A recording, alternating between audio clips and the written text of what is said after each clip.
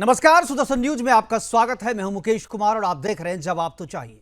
जवाब तो चाहिए में आज हम बात करेंगे वक्फ कानून के विरोध में सड़कों पर उतर रहे कट्टरपंथी मुसलमानों की। वक्फ संशोधन बिल को जब संसद में पेश किया गया तब भी विपक्ष ने इसका विरोध किया था। ईद से पहले अलविदा नमाज में नमाजियों ने अपनी बाजुओं पर काली पट्टी बांधकर वक्फ संशोधन बिल का विरोध किया था। ईद की नमाज में भी ऐसा ही किया गया और साथ में यह भी धमकी दी गई कि बिल को यदि वापस नहीं लिया गया तो सड़कों पर विरोध किया जाएगा, शक्ति प्रदर्शन किया जाएगा। संसद से बिल पास भी हो गया। मां महिम की राष्ट्रपति के हस्ताक्षर के बाद कानून भी बन गया और कानून बनने के साथ ही देश भर में इसका विरोध भी शुरू हो गया। लेकिन विरोध का सबसे ज्यादा असर पाकिस्तान, माफ कीजिएगा, पश्चिम बंगाल में देखने को मिल रहा है।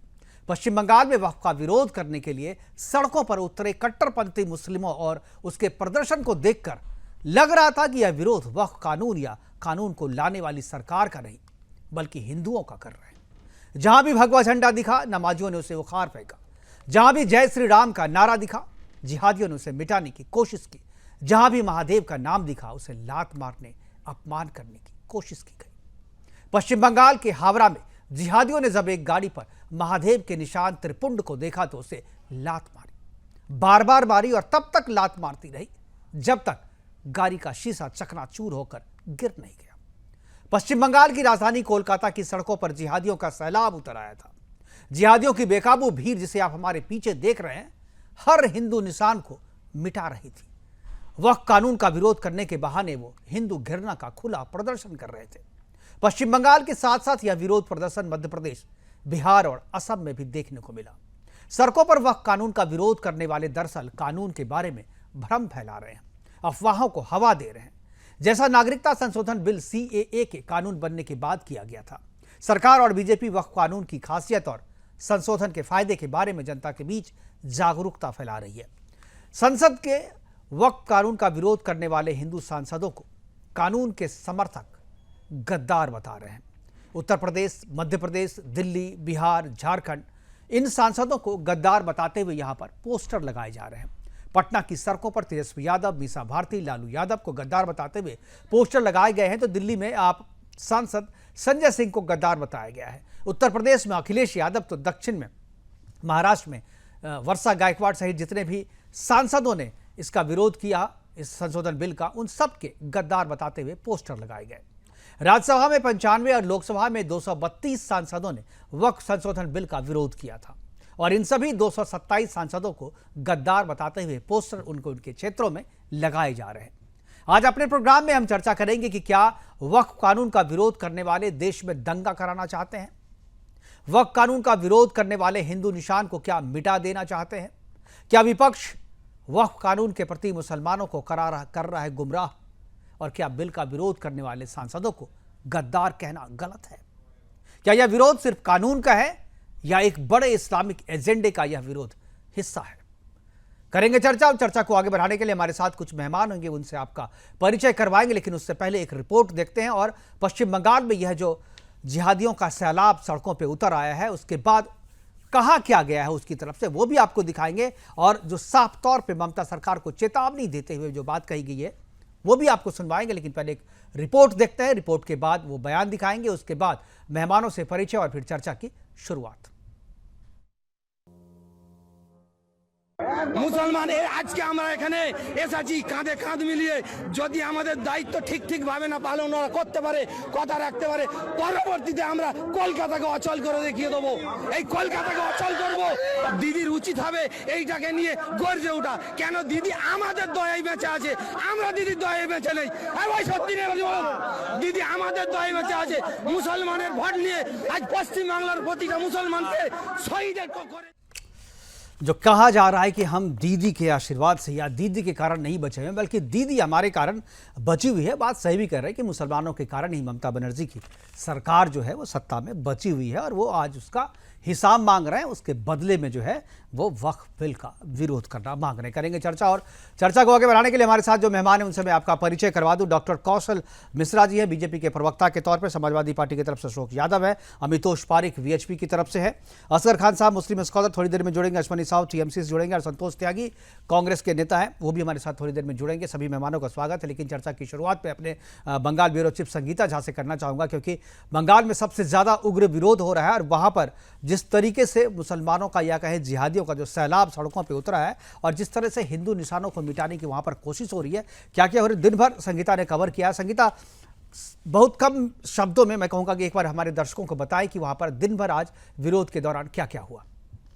देखिए, सबसे पहले तो मैं एक लाइन इसमें ज़रूर जोड़ना चाहूँगी कि जेनेट लेवी एक पत्रकार थी अमेरिका की, जिन्होंने कहा था कि पश्चिम बंगाल जो है, कश्मीर के बाद पश्चिम बंगाल पर नज़र है और पश्चिम बंगाल धीरे धीरे जो है वो वहाँ पर इस तरह के कत्लेआम होंगे हिंदुओं के साथ। और वहाँ पर जो है पश्चिम बंगाल में जो है जो मुस्लिम काफ़ी ज़्यादा बढ़ते जाएंगे और इस तरह की परिस्थिति होगी। तो वही परिस्थिति देखिए आज के दिन हम देख पा रहे हैं। पूरे पश्चिम बंगाल में जगह जगह जो है जुमे की नमाज के बाद लोग जो मुस्लिम कट्टरपंथी है वो सड़कों पर उतरे हुए हैं। अभी जो अपडेट आ रही है इसके मुताबिक मैं आपको बताऊं, सुबह से जो मेटिया ब्रुज हो या फिर कोलकाता की विभिन्न जगहों पर जो है जो सड़कों पर उतरे हुए मुस्लिम कट्टरपंथी तो थे ही वक्फ बिल के विरोध में। लेकिन देखिए, मुर्शिदाबाद में एक बार फिर से बड़ी जो खबर आ रही है, मुर्शिदाबाद में पत्थर फेंकी गई है। जो वहां पर पुलिस बल है उन पर पत्थर फेंकी गई है। मुर्शिदाबाद के धुलियान से यह खबर आ रही है।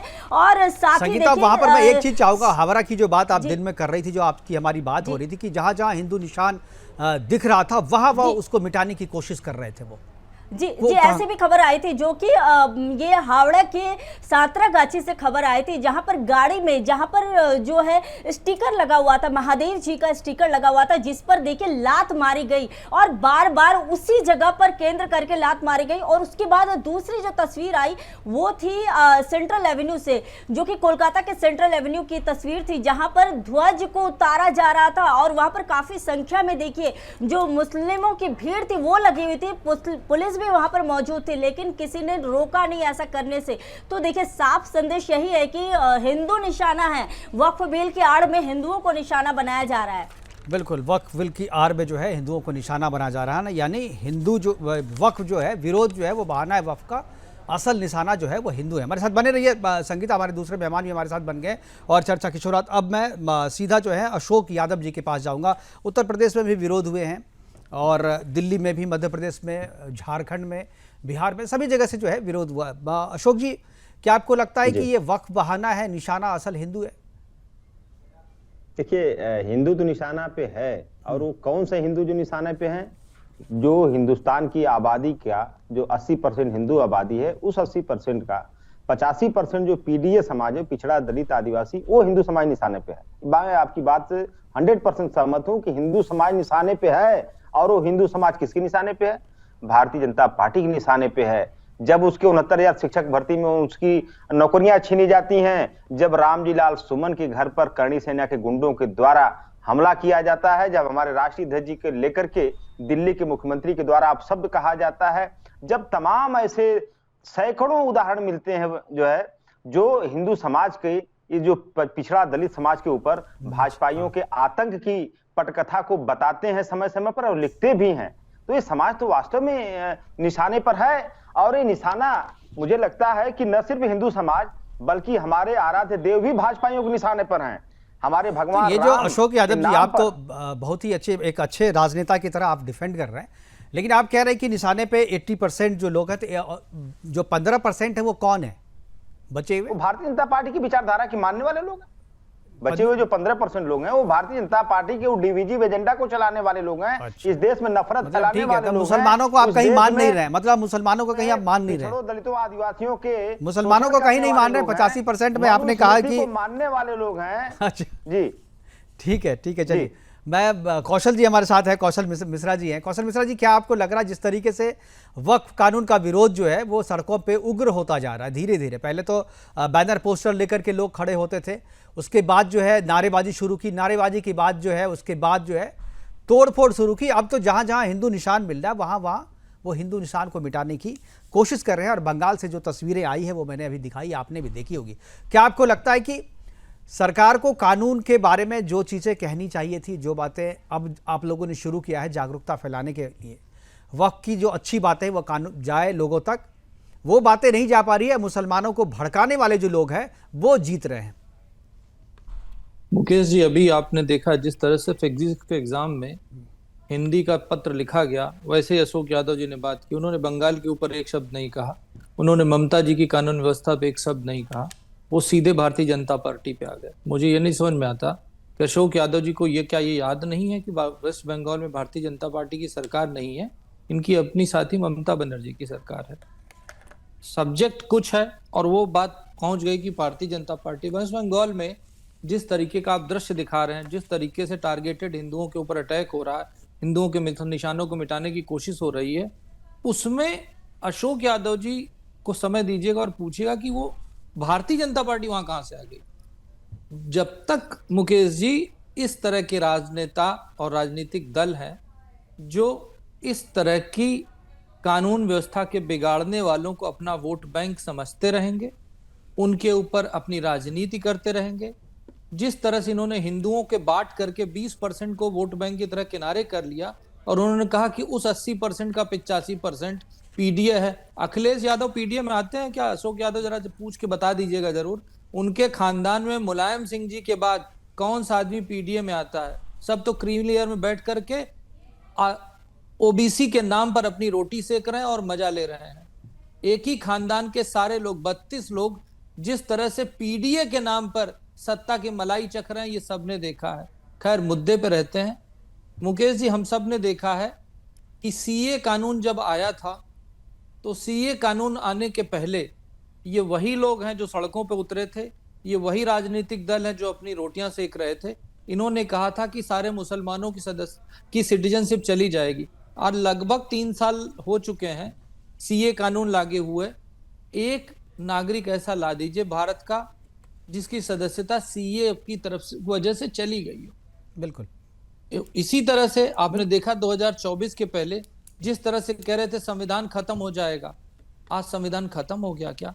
तो ये लोग जो केवल अपने 20% वोट की राजनीति करने के लिए पूरे भारत देश में एक आतंक की होली जला करके आग सेकने का काम कर रहे हैं, कभी ना कभी वो आग तो इनके घर को जरूर पकड़ेगी। इस बात का इन्हों ख्याल रखना चाहिए। बिल्कुल। मुझे लगता है कि ममता बनर्जी को बिल्कुल कौशल जी, हमारे साथ 2 और मेहमान जुड़ गए हैं। संतोष त्यागी जी जुड़ गए हैं और असगर खान साहब जुड़ गए हैं। बहुत दिन के बाद असगर साहब जुड़े हैं। मैं असगर जी से के पास जाऊंगा। असगर खान साहब, ये जो कानून आ रहा है, आप लोग बहुत पहले भी आपसे चर्चा हुई थी, क्या आपको लगता है कि वक्फ कानून जो आया है, ये कानून इतना बुरा है जो संसद ने पास किया है, जो इसके लिए पूरे सड़क को, पूरे देश को आप जाम कर दें? और उसके बाद जाम करना ठीक है, विरोध करना लोकतांत्रिक अधिकार है, लेकिन इस विरोध के बहाने हिंदू निशान को मिटाना जो है, ये कहां तक सही है? असगर खान साहब, असगर साहब की आवाज मिल रही है आपको? एक और मैं पीसीआर से कहूंगा असगर खान साहब को मेरी आवाज मिले, ऐसी व्यवस्था करें। संतोष जी, क्या अब आई मुझे आवाज? जी, मैं कह रहा हूं कि अब आई आवाज? जी, असगर खान साहब, जिस तरीके से विरोध किया जा रहा है कोलकाता में, खासतौर पे हमने देखा है कि वहां पर जो विरोध करने वाले आपके जो भाई बंधु हैं, वो हिंदुओं के निशान को मिटा रहे हैं। हिंदू घिरना उनमें कूट कूट के भरा है। कानून का विरोध करने आए हैं या आप हिंदुओं का विरोध करने आए हैं? देखिए मुकेश भाई, जहां तक विरोध करने की बात है, एहतजाज अगर कोई भी शांतिपूर्वक किया जाए तो वो बिल्कुल भी गुनाह नहीं है और वो संविधान के अंदर है, संविधान के बाहर नहीं है। एहतजाज ये कोई ऐसा नहीं कि पहली बार कोई एहतजाज कर रहा हो। वो बात दूसरी कि आप चंद तस्वीरें या कुछ मैनिपुलेटेड पुरानी या नई तस्वीरें लाके कहीं यहाँ स्क्रीन पे दिखा दें, वरना जो भी एहतजाज किया जा रहा है बिल्कुल शांतिपूर्वक हो रहा है। ये कौन सा कानून है कि भाई यूपी में अगर कोई काली पट्टी बांध लेगा तो उसके ऊपर फाइन किया जाएगा? ये कहाँ का कानून है? आप जो भी कानून बनाए वो ठीक है, काली पट्टी बांधने पे कहाँ फाइन हो गया? आपका फाइन हो गया क्या? आपका फाइन हो गया क्या असगर साहब? आपके लिए उस पे एतराज है? नहीं, देखिए पहले तो ये कि भाई कानून आपने बनाया, हम तो ये कहते हैं जिसकी लाठी उसकी भैंस। जो ताकतवर है वो अपनी बात मनवा लेता है, जो कमजोर है वो नहीं मनवा पाते। एहतजाज के बावजूद भी इसमें एहतजाजी तो कर रहे हैं जो लोग इससे पहले किसानों ने किया, किसानों के ऊपर आपने कानून बनाए, 700 लोगों को मरवा दिया आपने, उसके बाद फिर उनकी बात मानी, 700 लोगों के मरने के बाद समझ में आई बात, उन्होंने भी एहतजाज किया था। अब कोई एक आध चलो अभी तस्वीर आप किसी जगह की कोई मैनिपुलेटेड या लाके या स्क्रीन पे दिखाने लगे कि साहब ये तस्वीर देखिए, ये मैनिपुलेटेड एहतजाज हो रहा नहीं है, ये तस्वीर एहतजाज मैं नहीं पूरी है, जिम्मेदारी के एहतजाज वो साथ कह रहा हूं है कि जो ये यहाँ तस्वीर जंतर जो है मंतर किया था वो हावड़ा की है, किया, ये तस्वीर हावड़ा की है और आज की तस्वीर है के लोगों ने ये, आज की तो तस्वीर है वो ये और बिल्कुल हावड़ा की है, पूरी शांतिपूर्वक जिम्मेदारी था। से कह रहा हूं। आप कहीं से कोई चीज लिया है लाके दिखाए, ये बताइए। मैंने जैसे अभी आपसे कहा क्या काली पट्टी बांध लेना जुमे की नमाज से पहले कोई अशांति फैलाना है?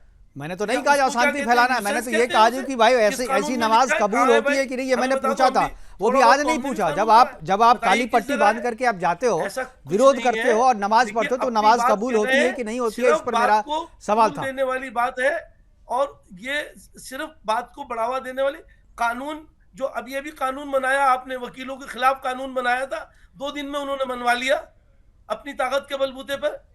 आपने सब बात भी मान ली, फौरन जो वापस सवाल भी ले लिया। जो सवाल पूछा आप उसका जवाब आपने ये नहीं दिया कानून असगर चूंकि साहब, आसपास घूमते रहे। मैं मुसलमानों अमितोष जी के खिलाफ पास, है, मैं एक बार मुसलमानों की अमितोष जी बात के पास चलने नहीं जाऊंगा। जी देना है। जी ठीक है। अनडिक्लेयर्ड हिंदुत्व आपने कर दिया है शुरू, तो ठीक है भाई, अब वो अपने एहतजाज कर रहे हैं, खामोशी से एहतजाज करें, कम से कम ये एहतजाज कैसी तो करने खामोशी है दीजिए भाई, अपनी ये बात। कैसी खामोशी है? लात मार करके आप शीशा तोड़ रहे हैं, श्री राम का लिखा हुआ झंडा उतार रहे हैं आप, कोई जय श्री राम बोलता है तो उसकी पिटाई कर दे रहे हैं आप वहां पे, जहां पर आपको शिव जी का त्रिपुंड दिख रहा है वहां लात मार के शीशा तोड़ दे रहे हैं। ये कैसी अशांति है? ये कैसी शांति है? आप ये तो मैं कह रहा अशांति हूं, है। आप ऐसे मैनिपुलेटेड अगर मैनिपुलेटेड नहीं है, तस्वीरें मैनिपुलेटेड उठा के, आपको लग रहा तो होगा, आप ये मुझे आपको किसी लग रहा होगा, भी मैनिपुलेटेड कहीं से नहीं है। बता दिए। अमितोष, मैं आपको अमितोष दिखा क्या देता आपको हूं, लगता है मेरे कि यह विरोध पास कानून का है या कोई तस्वीरें मौजूद हैं। बड़े इस्लामिक एजेंडे का जात-पात हिस्सा लग शीशा रहा है ये तोड़ना, आपको? लोगों को गाड़ी से उतारना, कितने में आपको 10 जो बिना बात ठीक के है, लेकिन कोई एहतजाज भी नहीं है। मैं जब दिखा रहा हूं ना असगर साहब, गाड़ी से असगर उतार साहब के जब उनसे मैं कहते इसको थे, दिखा रहा हूं ना तो जय श्री मैं राम उसकी कहो। जिम्मेदारी ले रहा गाड़ी से हूं। मुकेश ये भाई, मैं गाड़ी उस से विजुअल उतार- की बिना जिम्मेदारी किसी ले रहा हूं। बात आप के, तो कोई वकील बात है ना, ही जाइए नहीं। आप एक दावा कीजिए मौलाना केस गाड़ी में, वाले जा केस रहे हैं, कीजिए, आप तो तो वकील है गाड़ी ना। से उतार के कहती मैं थी, जिम्मेदारी ले रहा हूं जय ना कि श्री ये राम विजुअल को। सही है, ये आज क्या की है विजुअल भाई? है। ये कौन सा कानून है? किस संविधान में कोई लिखा है? मैं अमितोष आपने सवाल सुन लिया मेरा, आप जवाब दें। जी बिल्कुल। पहले तो मुझे पे ये क्लियर कर देता हूँ कि असगर खान ने जो एक फॉल्स नैरेटिव आपके माध्यम से यहाँ बनाने का प्रयास किया कि काली पट्टी बांधोगे तो फाइन है, ऐसा कोई फाइन और कोई नोटिफिकेशन या कहीं कोई नहीं। ऑर्डर यूपी सरकार की तरफ से नहीं आया था। लोगों ने काली पट्टी बांध दी, उसके बाद नमाज पढ़ी, किसी के पर कोई फाइन नहीं हुआ। अब आते हैं दूसरी बात पे कि वक्फ के विरोध करने वाला ये कानून जो विरोध करते करते एक पूरा एंटी हिंदू का फेस ले लेता है, ठीक उसी तरह से जिस तरह से बांग्लादेश में एक स्टूडेंट एजिटेशन चालू होता है और वो हिंदुओं के अत्याचारों पे, मंदिरों के अत्याचारों पे, महिलाओं पे बलात्कार पे और आज तक हिंदू के आगजनी पर चलता हुआ दिख रहा है। ठीक बंगाल उसी राह पे चल पड़ा है टीएमसी के नेतृत्व में। अब आप देखिए क्या हो रहा है। वक्फ का कानून था, जेपीसीआई लोकसभा राज्यसभा में पास हुआ, प्रेसिडेंट की एसेट बनी, तो इस तरह का विरोध प्रदर्शन करते हुए क्या सर्वोच्च न्यायालय में पिटीशन पेश नहीं हुई? जमात उलेमा हिंद ने पेश करी है, all India Muslim person law board ने पेश करी है, विभिन्न दूसरे ऑर्गेनाइजेशन ने पेश करी है।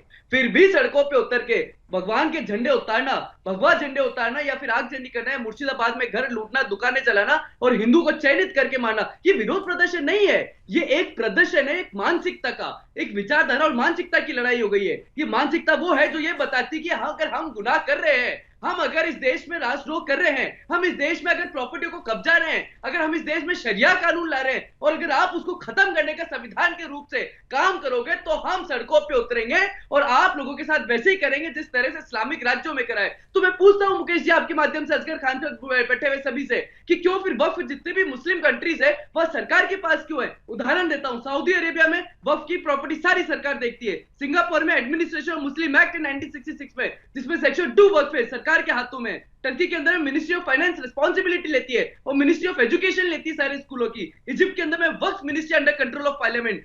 लेबनान के अंदर में under ministry of environment and Islamic affair. ये साफ तौर से जब इन्हीं की पार्टी के एक नेता है, मैं नाम देता हूं, Siddiqullah Chowdhury, minister of mass education, extension and library service की मीटिंग होती है जमात उलेमा हिंद प्रेसिडेंट के साथ और उसके बाद इस तरह से आगजनी चालू हो जाती है। बंगाल एक ऐसा देश था जहां पर अभी 2 राज्य था जहां 3 दिन पहले 3 साधुओं को भी घसीट के मारा था मायापुर के अंदर में। कि वही बंगाल है जहां पे दुर्गा पंडाल नहीं है, कि वही बंगाल है जहां रामनवमी पे दिक्कत है लेकिन नमाज पर सारी राजी हो जाते हैं। ये वही बंगाल है जहां पे मुर्शिदाबाद जैसे दंगे होते हैं, बेलदंगा जैसे दंगे होते हैं, संदेश खाली जैसी घटनाएं होती है, जहां पर टीएमसी की नेता ये बोलती है कि रमजान को बधाई और दिवाली पे शांति बनाए, इस तरह की अपील करती है। बताइए ना ऐसी कौन सी नेता है होली में मुकेश जी, पानी जो बचाएं। अधिकार केस के अंदर में भी जाती है, गृह मंत्री होती है और सड़कों पे उतरती है, और वही मिनिस्ट्री की नेता बिल्कुल। चयन सम्मेलन में जाके बोलती है कि भाई हमारे को वक्त से दिक्कत है। अरे भाई जिन गरीबों देखो, का वक्त से और भी बहुत बात लोगों को करेंगे, दिक्कत है। हमारे साथ कांग्रेस के संतोष त्यागी जी हैं, वक्त से इनको भी दिक्कत है, कांग्रेस को भी दिक्कत है, और इसीलिए पूरे देश भर में जिन्होंने विरोध किया था उनके सांसदों के पोस्टर गद्दार करके जनता जो है लगा रही है। आप कानून को अगर एक्सप्लेन करना चाहते हो बताइए ना कि इस कानून को संविधान के तहत आपने बदला है। मुकेश जी, संविधान बिल्कुल भाई जो नहीं कानून मानते है वो पार्लियामेंट में बदला है सर, उसके लिए चर्चा पार्लियामेंट में 12-12 घंटे, दोनों हाउस में 12-12, 13-13 घंटे वहां पे चर्चा हुई है, इसलिए अब मैं उस पर चर्चा नहीं करूंगा। मैं संतोष जी आपके संतोष जी ये जो हो रहा है विरोध, कितना सही मानते हैं विरोध? एक तो आपके नेताओं को गद्दार कहा जा रहा है जो भी समर्थन में थे, और ये जो विरोध है, ये विरोध जब आप कोर्ट में गए हुए हैं तो कोर्ट पे विश्वास नहीं है क्या आप लोगों को? इंतजार कर लीजिए कोर्ट के फैसले का कम से कम। मुकेश जी, मैं आपको बताना चाहूंगा, देश के अंदर जो जिस तरीके की नफरत की आग फैलाई जा रही है, और ये कोई पहला बिल नहीं है जिसका विरोध हो रहा है। आप किसान बिल जो लाए, वहां पे कितने लोगों की हत्याएं कराई गई, करीबन। अरे किसान बिल पे बात छोड़ दी ना संतोष जी, समय लिमिटेड होता है, आप किसान में मत जाइए, आप वक्त पे बोलिए ना। वकीलों का बिल लेके आए, कई बिल लेके आए, और रही बात उसकी, अगर उसको बिल को अगर कोई चैलेंज कर रहा है तो फिर बीजेपी वालों को दिक्कत क्या है? तो चैलेंज आपने कोर्ट में किया है, कोई विरोध नहीं है उसका संतोष जी, वही तो सवाल पूछ रहा हूं। आप जाइए ना कोर्ट जाइए, आप लोग कोर्ट में गए हुए हैं, एक्सेप्ट भी हो गया है, हियरिंग भी होगी, सड़कों पे क्यों उत्पात मचा रहे हैं? सड़कों पे विरोध के बहाने आप हिंदुओं को निशाना क्यों बना रहे हैं? उसका तो विरोध कीजिए। और ये जो दलित नेता, जो बीजेपी वाले दलित नेताओं के, जो भी विपक्ष के दलित नेताओं के घर पे जाके जूतम जूत और जिस तरीके से लाठी डंडा पत्थरबाजी कर रहे हैं, आगरा में जो रामजी लाल सुबन्ने को भी संसद में बात कही, तो भाई आप देश के नायक को आप जो है संसद के भीतर में आप उसे गद्दार कहेंगे और आपका विरोध भी ना हो? वो मामला तो कोर्ट में नहीं था ना। नहीं, वो मामला वो एक पर्टिकुलर समाज का आपने विरोध किया, अपमान किया, उसने किया, उसके पीछे आप जाइए, कानून का रास्ता अपनाइए ना। आप कानून के रास्ते उसको सजा दे सकते हैं, आप दीजिए ना कानून के रास्ते, और मामला दर्ज भी हुआ है। मैं आपके माध्यम से बीजेपी के लोगों को मैं बताना चाह रहा हूँ, यहाँ प्रवक्ता जी बैठे हैं कि आप हिंदुओं के इतने ही वो ज्यादा हिमायती बन रहे हैं, तो हमारे कांग्रेस में जो विपक्ष के नेता है राजस्थान के टीकाराम जूली जी, वो दलित समाज से आते हैं, क्या वो मंदिर जाने का उनको अधिकार नहीं है? आप जिस तरीके की हरकतें कर रहे हो कि वहां, तो उनको किसने रोक दिया मंदिर जाने से? भाई तो आप टीकाराम जी को किसने रोका मंदिर जाने से? अरे गंगा जल से धुलवाने का क्या? अरे वो जाना ही नहीं चाहते मंदिर, तो आप जबरदस्ती भेज रहे हैं उनको। वो तो राहुल गांधी के अरे उनको मंदिर जाने से किसने रोका? अब मंदिर जाने, देखिए इस पे चर्चा नहीं कर रहे संतोष जी ठीक है, आपका संदेश चला गया, आपका संदेश टीकाराम जूली तक चला गया। अब जो है मुद्दे पे आइए जी। हिंदुस्तान का दलित क्या एसटी समाज, अरे वक्त पे है डिबेट, वक्त पे है भाई। संतोष जी वक्त पे बात कर रहे हैं, हम वक्त पे बात कर रहे हैं संतोष जी, वक्त पे बात कर रहे हैं। आखिर वक्त पे ही आ रहा हूं मैं, हाँ वक्त पे ही आ रहा हूं, लेकिन बीजेपी जिस तरीके से नैरेटिव फैलाना चाह रही है कि हम सब मुस्लिमों के खिलाफ, कांग्रेस ने ये किया वो किया। अरे भैया, आपने क्या किया क्या नहीं किया? कांग्रेस ने जिस परिस्थितियों में किया, जो आज से 25 साल पहले क्या परिस्थिति थी, और अगर मान लीजिए ठीक है आपने उस परिस्थिति में किया, आप मान रहे कि वो परिस्थिति आज नहीं है, तो आज जब विरोध उसको बदला जा रहा है तो समर्थन कीजिए। तो लोकतांत्रिक व्यवस्था है ना संतोष जी। ठीक है कौशल जी मैं आऊंगा आपके पास। एक अश्वनी साहब टीएमसी से हैं, बहुत देर से सुन रहे। ठीक है मैं अश्वनी जी ये बंगाल में क्या हो रहा है? आपकी नेता जो है, एक तो आपकी नेता को भी कह रहे हैं कि भाई मुसलमान जो है खुलेआम कह रहे हैं कि ममता बनर्जी मुसलमानों से है, मुसलमान ममता बनर्जी से नहीं है, और वहां पर विरोध के नाम पे हिंदू निशानों को मिटाया जा रहा है। अश्वनी जी ठीक है, त्यागी जी आप अगर मुसलमानों का भला चाहते हैं तो मुझे बताइए, संसद के अंदर में कितने लोगों को भी कांग्रेस मुसलमानों को टिकट दी, और आज कितने मुसलमान चुनकर आए? अरे नहीं दिया, जितना दिया वो भी गलत दिया। चलो अश्वनी साहब ठीक है, आप अपना एजेंडा लेके मत आइए संतोष जी। हम जिस एजेंडे पे बात कर रहे हैं, जिस सब्जेक्ट पे बात कर रहे हैं, हमारे सब्जेक्ट पे बात कीजिए, आपके सब्जेक्ट पे बात नहीं होगी। अश्वनी साहब ठीक है, अश्वनी साहब जी बोलिए। मुसलमानों का भला करना चाहते हैं तो मुझे बताइए। एक अरे संतोष जी, मुसलमानों का भला करने के लिए हम नहीं बैठे हैं, उसके लिए सरकार है। अभी हम अपने डिबेट का भला कर रहे हैं। जो मुद्दा है उस मुद्दे पे बात कीजिए। अश्वनी साहू जी, अश्वनी साहू जी आवाज आ रही है? उनको आवाज। कौशल जी आप कुछ बोलना चाह रहे थे, आप बोलिए, तब जाएंगे फिर अश्वनी जी के पास। कौशल जी। कांग्रेस के प्रवक्ता को थोड़ा कंफ्यूजन हो गया है। भारतीय जनता पार्टी ने ये कभी कहा ही नहीं कि कांग्रेस ने मुस्लिम के लिए कुछ नहीं किया। अरे कांग्रेस ने मुस्लिम के लिए ही किया है। अभी पिछला जो आपने घोषणा पत्र बनाया था, ये संतोष जी, मुकेश जी जब संतोष जी आप देखिए, एक दूसरे के आप जब बोल रहे थे कोई नहीं बोल रहा था। संतोष जी आप प्लीज सुनिए।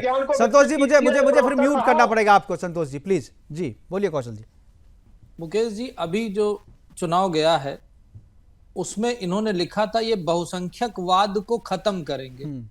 तो हमने तो ये कभी नहीं कहा कि ये मुसलमानों का विरोध करते हैं। अरे हम तो कहते हैं ये मुसलमानों को गोद में लेकर के चलने की कोशिश करते हैं, चलते नहीं है, खाली दिखावा करते हैं। क्यों? क्योंकि आप ये देखिए, एक चीज बता देता हूं आपकी। अरे साहब सुन तो लीजिए। संतोष जी आपको आएंगे, हम फिर समय देंगे आपको, प्लीज बीच में मत बोलिए जी। कौशल जी। कांग्रेस का कैरेक्टर ही रहा है कि देश को बांटो, मुसलमानों में बांटो, मुसलमानों के ऊपर राज करो, हिंदुओं को जातियों में बांटो और उसको जोड़ करके राज करो। ये मैं नहीं कहता, ये तो अभी राहुल गांधी ने बोला है, अपने अधिवेशन में बोला है। उन्होंने कहा कि हम मुस्लिमों पे और दलितों पे। ठीक है, देखिए दो पार्ट है। एक तो ये विरोध पे बात है, दूसरी बात है कि पोस्टर लगाए जा रहे हैं पूरे देश भर में उन सांसदों का जिन्होंने इस वक्फ संशोधन बिल का जो है विरोध किया था पार्लियामेंट के भीतर में।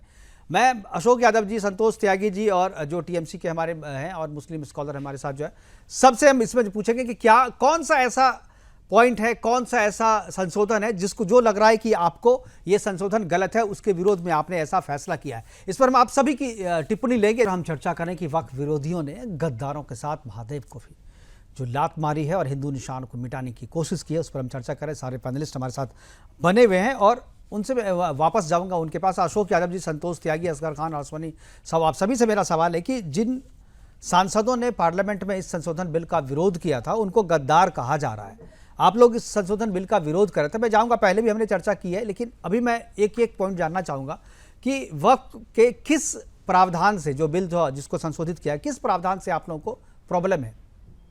अशोक यादव जी देखिए मुकेश जी, हमारा प्रॉब्लम पूरा जो अमेंडमेंट है उससे है। और ये प्रॉब्लम क्यों है? क्योंकि जेपीसी का गठन इसीलिए होता है ना कि विपक्ष के सांसदों की भी राय लिया जाए। नहीं, इस प्रक्रिया पूरी बात मैं बताऊं, एक बताइए कि क्यों, कौन सा प्रावधान जो है जिसको लग रहा है कि आपको नहीं हटाना चाहिए था, वो प्रावधान बता दीजिए। अरे मैं तो वही बता रहा हूं मुकेश जी, हमारे सांसदों को, विपक्ष के सांसदों का जो पॉइंट्स पे सुझाव था, उन सुझावों को नहीं माना गया। सुझाव बताइए ना, क्या सुझाव था जो मान लेना चाहिए? सुझाव पूछ रहा हूं मैं, क्या सुझाव था? वही देखिए, एक कोई सिंगल सुझाव नहीं था। एक बताइए ना, 40 था तो एक तो बता दीजिए। देखिए, अरे यही बात है, जैसे भीड़ जो, मैं इसलिए ये सवाल पूछ रहा हूं ना, जो जन सैलाब जो आप लोगों का मुसलमानों का रोड पे दिख रहा है, उनमें से किसी को नहीं पता है कि वक्फ क्या है, संशोधन क्यों गलत, किसी को कुछ नहीं पता है। ठीक, मैं असगर साहब आपके पास भी आऊंगा। संतोष त्यागी जी, ठीक है सर, आपको मैंने पूछा, आपने नहीं बताया। संतोष त्यागी जी आप बताइए, आप मोबाइल पे देख रहे हैं, देख लीजिए, तब असगर खान साहब उनसे मैं पूछूंगा। असगर साहब बताइए, कौन सा ऐसा प्रावधान है जो गलत हो गया, इसको नहीं होना चाहिए था, बताइए जरा साहब। मैं आपसे सवाल कर रहा हूं, हाँ आप मुझे बताइए, हाँ, इसमें से एक ऐसा संशोधन हाँ, जो जिसकी जरूरत थी, एक नहीं, सारे सबकी जरूरत थी। पहली जरूरत जो 40 आर्टिकल 40 था वो आप जिसकी मेरी बात सुन लीजिए। हाँ ठीक है मुकेश भाई, हाँ, ये सिर्फ एक शोषा छोड़ने वाली बात है। फिर अब मैं बता रहा हूँ जो शोषा छोड़ने वाली बात है, मैं तो बता रहा हूँ, मैंने बताया को बढ़ावा देने वाली आपने इसमें प्रावधान जो किया हुआ था कि जिसकी संपत्ति पे हाथ रख दे वो हमारी हो गई, उसको बदला गया है। आपने जो इसमें प्रावधान किया था कि इसके खिलाफ अपील नहीं होगी, उसको संशोधित किया गया है। आपने जो महिलाओं का अधिकार से वंचित रखा था उसको संशोधित किया गया। ये 3-4 पॉइंट तो मोटे मोटे, अदरवाइज आप डिस्कस करेंगे तो पूरा पॉइंट बता दूंगा। ठीक है, कौशल जी बोल रहे हैं जी। कौशल जी। असगर खान साहब ध्यान से सुनिएगा, 1913 में वक्फ बोर्ड पहली बार आया था लीगली, और 19 सुन लीजिए सर, मेरी बात सुन लीजिए, जवाब हो तो दे दीजिएगा। 1913 से लेकर 2013 तक वक्फ की कुल प्रॉपर्टी थी 18 लाख एकड़ जमीन के फॉर्म में। 2013 में कांग्रेस ने 57 संशोधन एक साथ किए और उसके बाद 2017 से लेकर के 2024 तक जब ये संशोधन आया है, केवल उतने ही 12 सालों में प्रॉपर्टी का जो गेन हुआ है वो 21 लाख एकड़, यानी 100 साल में जितनी प्रॉपर्टी थी उससे भी ज्यादा प्रॉपर्टी ये आपका फटा हुआ नहीं है, ये देश का टोटल ये देश की लूट है, ये आपका फटा हुआ नहीं है असगर खान साहब। और असगर संशोधन लाना जरूरी है। अब समझ में आ गया असगर खान साहब, असगर खान साहब देखिए, अशोक यादव जी नहीं बता पाए, संतोष त्यागी जी आप अगर बता दें तो मैं आपसे जानना चाहूंगा। संविधान में अमेंडमेंट करके अरे सुनिए ना असगर खान साहब, आप मुझे बिना एक मतलब कोई कोई चिल्लाने की पॉइंट जरूरत बताइए। नहीं है। असगर खान साहब एक कोई असगर खान साहब, असगर खान बिना मतलब के चिल्लाने की जरूरत नहीं है। बताइए जो आप गलत मुझे है। बताइए ना, जो चीज वक्फ बोर्ड 100 साल में नहीं कर पाया वो 12 साल में क्या कैसा कर दिया था कांग्रेस ने, जो कर दिया उसी वजह से बदलाव लाया गया है। वही वजह है कि बदलाव लाया गया लग रहा हो कि जो 100% सही है वो पॉइंट लीजिए, फिर पूरे संशोधन 100% सही है, पूरा संशोधन 100% सही है। अमितोष, पार्लियामेंट के दोनों सदनों ने पास किया, जब तक सुप्रीम कोर्ट में गलत नहीं कहता तब तक सब सही है। अमितोष ठीक है, चलिए अमितोष बता देंगे, अमितोष बताएंगे आपको, अमितोष बताएंगे कौन कौन सा संशोधन सही है। एक भी अमेंडमेंट की जरूरत अरे नहीं, सारे संशोधन सही है। अमितोष अमेंडमेंट किया गया है जी, हमारे और आपके बीच दीवार डालने पैदा कर रहे हैं। मुकेश भाई समझिए, हम और आप एक दूसरे के भाई हैं, ये चाहते न रहे हम भाई, नहीं हम भाई बने रहे इसलिए संशोधन है। असगर खान साहब, हम और आप भाई हैं और भाई बने रहे इसीलिए संशोधन किया गया है, नहीं तो आप आप और एक तरफा भाई बने हुए थे आप, अब दो तरफा भाई बनेगा ये संशोधन के बाद से। मुकेश जी ये एक तरफा भाई है, दूसरी तरफ केवल चारा है, तो भाई और चारा में भाई है और चारा हम नहीं मानते। अभी वकीलों के लिए कानूनी अमेंड कर रहे थे, उनकी 2 दिन में बात मान ली, चलिए ठीक है अमितोष जी, मुसलमानों की बात समझ में नहीं आएगी। ठीक अमितोष जी, ठीक है, धन्यवाद मुकेश जी। दिक्कत क्या है? दिक्कत ये है कि कानून बन चुका है, अब उस कानून को ये स्वीकार नहीं कर रहे। सर्वोच्च न्यायालय के पास जाने का अधिकार था, लेकिन वो जाके और कानूनी व्यवस्था से ना समझते हुए देश के अंदर में आगजनी फैलाते हुए अपनी बात को शक्ति दिखाना है। अब देखिए दिक्कत क्या है, जितनी भी आप बात करेंगे, लाउड स्पीकर की बात करेंगे, सुनिए असगर खान, समझदार लोग बात करें, लाउड स्पीकर की बात करेंगे। इस्लामिक राज्यों में लाउड स्पीकर के ऊपर बैन है, चाहे सऊदी अरेबिया को देख लीजिए, कहीं को देख लीजिए, लेकिन इस भारत के अंदर में जब लाउड स्पीकर की बात आएगी ये लोग को दिक्कत हो जाएगी। हिजाब के ऊपर में बात कर लीजिए, लेबनान ने अभी निकाल, बिल्कुल। अरे भाई 75 सालों में 78 सालों में आज आपकी आंख खुली है, जब जागो तब सवेरा, जब जागो तब सवेरा। असगर साहब 70 सालों में आज आपकी आंख खुली है, जब जागो तब सवेरा, देर से खुली खुल तो गई, आप तो चाहते थे बंद ही रहे आंखें। चाट रहे थे इसलिए नहीं उठाई, सरकार की बात छोड़ दी है, कोई आवाज कांग्रेस के तुष्टीकरण का चूरन चाट रही थी देश, इसलिए सारी अब वो परेशानी नहीं चलेगा, तुष्टीकरण खत्म। पहले नहीं थी, 2014 से पहले भी नहीं। अश्वनी साहब अगर आपको आवाज आ रही है तो आप कुछ बोलेंगे या आप केवल बैठे रहेंगे वैसे ही? अरे आपको पूरी आजादी, अश्वनी साहब आवाज आ रही है आपको? आज आप आवाज उठा रहे हैं, हमेशा आपको आजादी दी हर आवाज उठाने की, सुनाई दे रही है जी। तो अश्वनी जी बताइए जी कि आपके राज में, ठीक है असगर साहब जरा एक बार टीएमसी के नेता हमारे साथ हैं। असगर खान बहुत डिरेल कर रहे हैं डिबेट को, मेरी आपत्ति है इस बात से। एक बार अमितोष जी अपनी बात पूरी करें तब मैं अश्वनी जी के पास जाऊंगा जी। मैं आपसे रिक्वेस्ट कर रहा हूँ मुकेश जी, असगर खान जी का या तो म्यूट कर लीजिए क्योंकि पूरी डिबेट डिरेल कर रहे हैं। मैं अपना पॉइंट रख देता हूँ, फिर अपनी बात कह ले। असगर साहब प्लीज, असगर साहब प्लीज, मैं असगर साहब आऊंगा आपके पास जी। अमितोष जी, हर चीज जो इस्लामिक राज्य में मुसलमानों के बेनिफिट में लाई जाती है वो भारत के अंदर में जब करी जाती है तो भारत के मुसलमानों को उससे आपत्ति हो जाती है, चाहे वो लाउड स्पीकर, चाहे हिजाब, चाहे नमाज, चाहे वक्फ की बात कर लीजिए। चारों इस्लामिक राज्यों के उदाहरण उठा के देख लीजिए, भारत का देख लीजिए, वहां कितना मुसलमान बोलता है और यह मुसलमान क्या करता है। कांग्रेस, एसपी, टीएमसी, एनसीपी और जितने भी ऐसे दल हैं, इनके 5 मुद्दे रह गए मुकेश जी। एक तो है सोशल जस्टिस का, मतलब कास्ट सेंसस करवा लो। दूसरा है सेक्युलरिज्म, मतलब कम्युनिज्म और रेडिकलिज्म बढ़ा दो। तीसरा है माँ माटी मानुष, मतलब भारत को सेपरेट राज्य की बात कर लो। और चौथा है एंटी करप्शन, मतलब वक्फ के अंदर में इन्वॉल्व हो जाओ। वामसी जो वक्फ की मैनेजमेंट की बात करता है उसमें सिर्फ 1083 प्रॉपर्टी क्यों डीड में? यही तो सरकार ने कहा है कि आपको डीड रजिस्टर करनी पड़ेगी, सेक्शन 36(1)D के अंदर में, वक्फ बिल के अंदर में। इनको उस बात से दिक्कत थी। सुप्रीम कोर्ट कहता है जिंदल सॉल लिमिटेड में कि वक्फ बाय यूजर नहीं होना चाहिए, ये उससे भी आपत्ति करते हैं। मुझे लगता है कि जिस तरह से सरकार ने इस चीज को बेटर एडमिनिस्ट्रेशन के लिए क्या है, वो वक्फ के स्टेटमेंट ऑफ ऑब्जेक्ट के साथ पैरेलल तरीके से चल रहा है, इनको स्वीकारना चाहिए। बिल्कुल, ये आम मुसलमानों के हक में है असगर साहब, ये आपको बताना चाहिए मुसलमानों को। आप लोग जो है मुट्ठी भर मुसलमानों के फायदे की बात करते हैं, जो आवाम, पूरी आवाम है आपकी, उसके बारे में आप लोग कभी सोचते नहीं है। अश्वनी साहब आपके यहाँ विरोध के नाम पर हिंदू निशानों को मिटाया जा रहा है, हिंदुओं से घृणा की पराकाष्ठा वहां पर देखने को मिल रही है। आपकी सरकार क्या कर रही है? जी बोलिए। जो हम किसी को जो ऐसा काम करता, हम लोग किसी को समर्थन नहीं करते हैं। आप जो लोग हिंदू लोग, जो उग्रवादी हिंदू लोग, जो लोग वहां पर जाके झंडा लगा दे रहा है, मस्जिद पर लगा दे रहा आपका उग्रवादी हिंदू हिंदू? का ऐसा झंडा। अरे भाई अपनी गाड़ी में झंडा लेकर के जा रहे थे, तुम्हारी मस्जिद में नहीं लगा रहे थे कोई झंडा भाई? उसको ये अपनी गाड़ी पे है झंडा, देखो। असगर अली भी यहीं पर है, आप कलमा ही पढ़ लो जब उग्रवादी हिंदू कह दिया तो आपने। ये लोग कोई मुस्लिम नहीं है, और जो लोग जाकर मस्जिद पर जाकर जो पताका लगा रहे वो कोई हिंदू नहीं है, ये लोग क्रिमिनल है, ये लोग को शास्ति होना चाहिए। ये हम भी बोल रहे, मेरा सरकार भी बोल रहा, अगर कोई गाड़ी पर तोड़ फोड़ किया है, कोई अगर भगवान पर किया है, हम ऐसे इसको समर्थन नहीं करते, इसको हम लोग क्रिमिनल बोलते हैं। हमारा सरकार भी बोल रहा, हमारा नेता भी बोल रहा। अरे ठीक है, आप लोग क्रिमिनल बोलो, क्रिमिनल का पहले पीछे से सपोर्ट करो, सामने से आकर के उसे क्रिमिनल बोलो। ये भी गलत बात है। और जाकर कोई झंडा उतार देता है किसी का गाड़ी से। कितने लोगों की गिरफ्तारी हो गई? सबके फोटो दिख रहे हैं अश्वनी साहब, सबके फोटो दिख रहे हैं कैमरे में। किसी की गिरफ्तारी हुई? किसी की गिरफ्तारी हुई? सबके फोटो दिख रहे हैं ना उसमें, पहचान हुई किसी की? आवाज नहीं पहुंच रही होगी।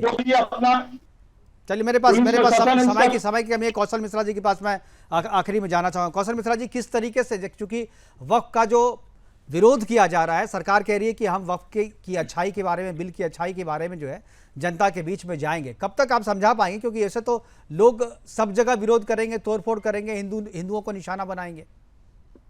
मुकेश जी, जहां जनता पार्टी की सरकार है, ये सवाल किससे? मैं आपसे कौशल जी, मैं आपसे कह रहा हूँ कि कब तक जो है मुसलमानों को, जो आम मुसलमानों को, जिसको इस बिल से फायदा है, कब तक उसको समझा लिया जाए? क्योंकि ये जो रोड पे जो मुसलमान दिख रहे हैं, मुझे लगता है कि इसमें 90% ऐसे मुसलमान हैं जिनको पता ही नहीं है कि वक्फ क्या है, और ये उनके फायदे के लिए उनको बताया ही नहीं जा रहा है। गलतफहमी फैलाई जा रही है नेता कांग्रेस के द्वारा, समाजवादी पार्टियों के द्वारा, मुसलमान के जो अपने रहनुमा बनते हैं, जो मुसलमानों के नेता बनते हैं, उनके द्वारा गलतफहमी फैलाई जा रही है। सरकार इस गलतफहमी को कब तक दूर करेगी?